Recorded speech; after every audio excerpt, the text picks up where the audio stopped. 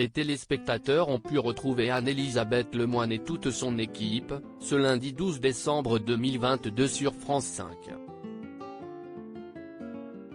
Tous sauf un. Émilie Tranès-Nguyen était absente du plateau de cet avou. En effet, c'est la présentatrice qui a tenu à évoquer les raisons pour lesquelles la jeune journaliste n'était pas à leur côté. Bonsoir. Bienvenue dans C'est à vous.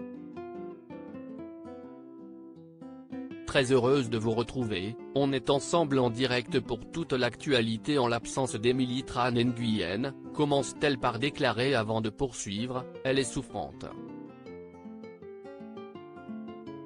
On l'embrasse très fort et on espère la retrouver très bientôt.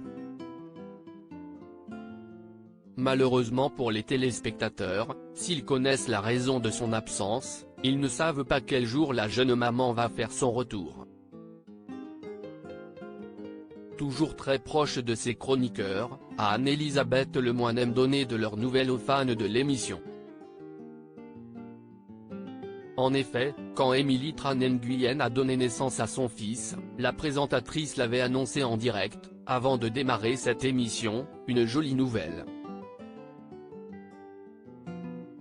On a appris la naissance ce matin d'un petit garçon, Pio, dont la maman s'appelle Émilie Tranès-Nguyen. Alors bienvenue à Pio. Bravo à ses parents et à sa grande sœur. On est très heureux, et toutes nos pensées les plus affectueuses pour cette si jolie famille. Même constat pour les membres de son équipe que les téléspectateurs ne voient pas, puisqu'ils sont en coulisses. Juste, une nouvelle.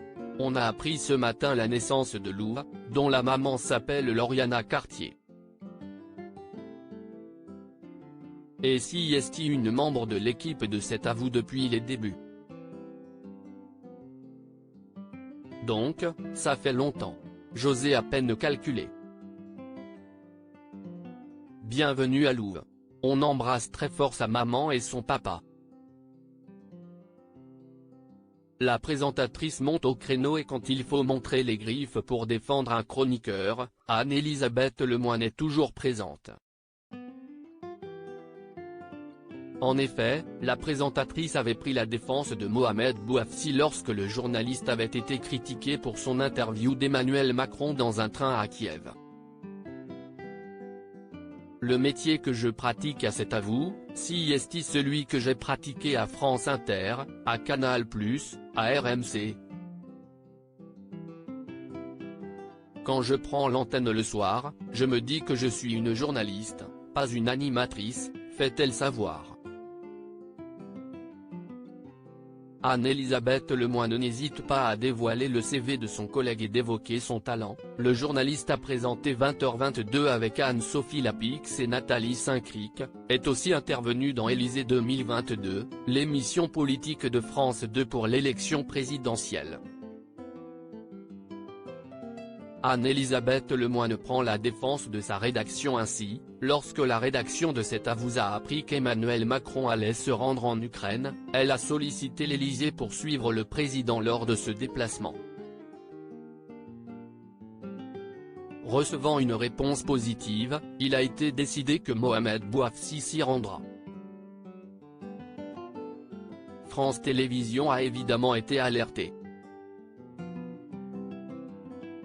On ne fait rien sans se coordonner.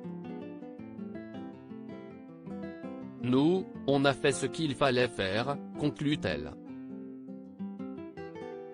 Anne-Elisabeth Lemoine rappelle par là que personne ne doit lui rappeler ce que c'est d'être journaliste, et comme Mohamed Bouafsi elle connaît très bien son métier.